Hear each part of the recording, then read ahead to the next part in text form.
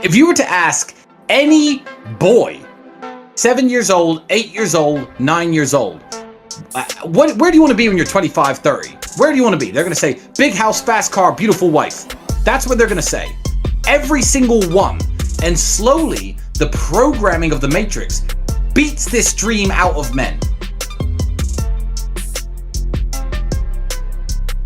Well, I will tell you a story about me. I don't know, you're probably not old enough, but there was a game called, before Fortnite, before it all existed, the huge game when I was in my late teens, early 20s was Call of Duty Modern Warfare. So I used to play that game. And this is the advice. The advice is hang around with people who see things, people who have a good mindset. I was with my brother, and I was like, oh, Andrew, I just completed this round. It's 41 kills, 1 death. That's pretty cool. Andrew looks at me from the couch. I swear to God, looks over at me and goes, yeah, Tristan, but it doesn't matter, does it? And I'm like, fuck, it doesn't matter, does it? And I turned that game off. And I don't think I've ever spent more than 10 minutes playing a video game ever since that day. So hang around better people. You know, if you're wasting your life, if you're wasting your talent, leave that group of friends. Cut low quality people out of your life, and slowly, as you go out into the world and apply yourself at different things that are more useful, you'll probably find out that you're not as useless as you think. Best thing you can possibly do as a man is prepare for the endless difficulty that's going to come your way. There's no way out as a man. You're either going to have a very difficult life to become somebody important, or you're going to suffer the difficulty of being invisible. What do you want to do? You want to be invisible and just hide and work in Starbucks and never have a girlfriend who truly loves you and nobody care if you live or die? Or do you want to go out there and be top G and be the most famous man in the world and have government agencies trying to lock you up for no reason, putting you in a dungeon? You have to make a choice. It's going to be difficult either way. So I think if you have a son and you're not preparing him for absolute difficulty, you're doing him a disservice. I think that's what has to happen as a man. And I've said this many times before, but I'm going to say it again. I don't think many people understand exactly how competitive the masculine world is. Men are constantly in competition with each other. We always have been. We used to go to war and fight and kill each other. I guess in some places we still do.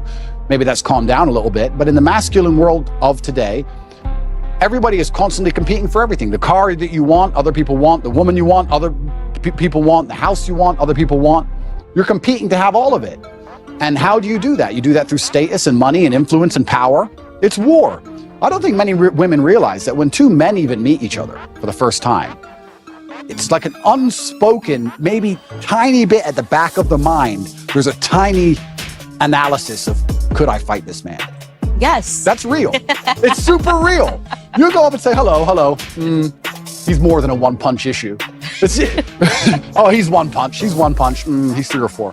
That's the reality of the masculine world, because we've evolved to be in this position where we're constantly analyzing possible threats, and we're constantly analyzing people who perhaps are on our team or snakes, etc. And I think that not many people understand exactly how brutally competitive the masculine world is. And I think the worst thing you can do for a son is just to raise him in a bubble. Oh, how do I make a millionaire? What are the secrets to success? There is no secret to success.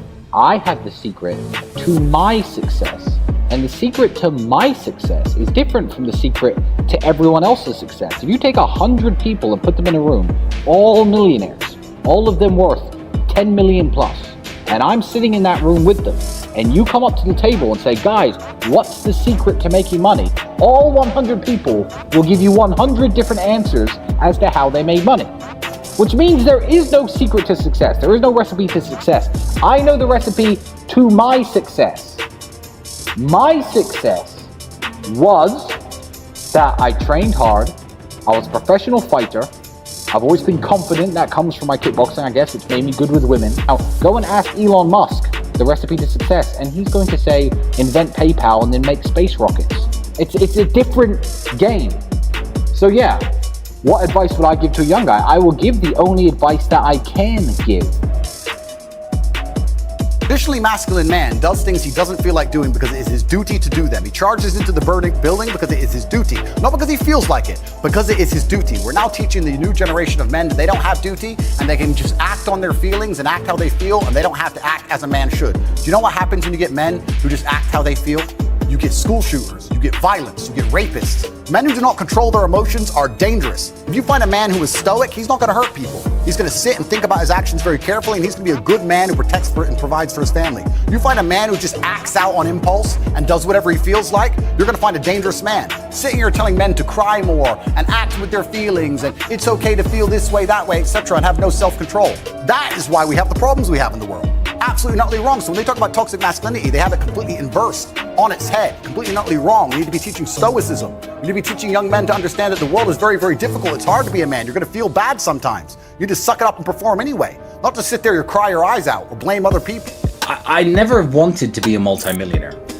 Andrew once said to me, famously, Tristan, if we could just find a way to make, this is before the internet, if we could just find a way to make like 50, 100 pounds a day from home, that would alleviate a lot of our problems. Start small, because as you climb the mountain and you reach where you wanted to reach, you realize that there are new mountains to climb. There are new mountains to climb for me right now. And I'm at a level that a lot of people can't even dream of getting to. But you see it. It opens new doors when you accomplish the goals that you're aiming for. And it opens your eyes to what's possible from there. So don't think I want to be a multimillionaire. Think, okay, I want some financial independence. I want to work 20 hours at the fast food store instead of 40, but supplement my income from home. Okay, I've done that. Now I have more free time. Where do I go from here? I've reached that mountain. I've seen what's possible and aimed higher. That's it. So don't think how am I going to become a multimillionaire. Think of your short-term goals.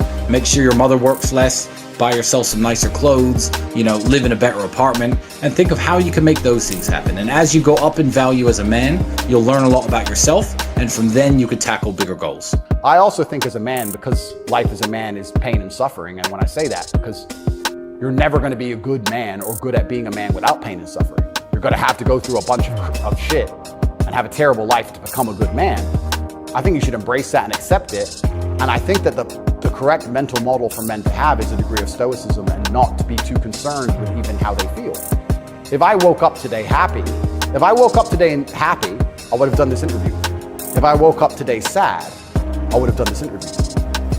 What's the difference? Why put so much importance on my emotion if certain things must be done? I must work, I must train, I must see Tucker Carlson, I must resist the Matrix. You've got duties. I've got things to do. So why are we going to sit around and talk about how I feel if it doesn't even affect how I act? If you don't know what to do, don't go to university. Yeah. That's the first thing. If you know what you want to do and you need a university degree to do it, then obviously pursue that. If you don't know what you want to do, going to university is going to burn 3 or 4 years of your time and likely get you into a bunch of debt and a bunch of trouble that you don't need. If you don't know what you're doing, avoid university. Step number 1. 2, don't waste time on frivolous pursuits. Stop trying to live like the man unless you've actually become the man first. And that means women. Stop trying to get laid all the time and get beautiful women. Because if you are a nobody, the time and effort it's going to take into convincing a really beautiful woman to go to bed with you is much less time than it would take me or Mike. Because we are a somebody already. So you're burning your hours. Don't chase women too much. Don't chase having fun too much. Don't chase clout too much. People pretend too hard today. And the effort it takes to pretend short term will make you look richer or cooler or more successful than you are. But if you take all the time that you spend pretending and actually invest it into trying to become what you're pretending to be, you'll get there. Yeah. But it will take, again, 3, 4, 5 years.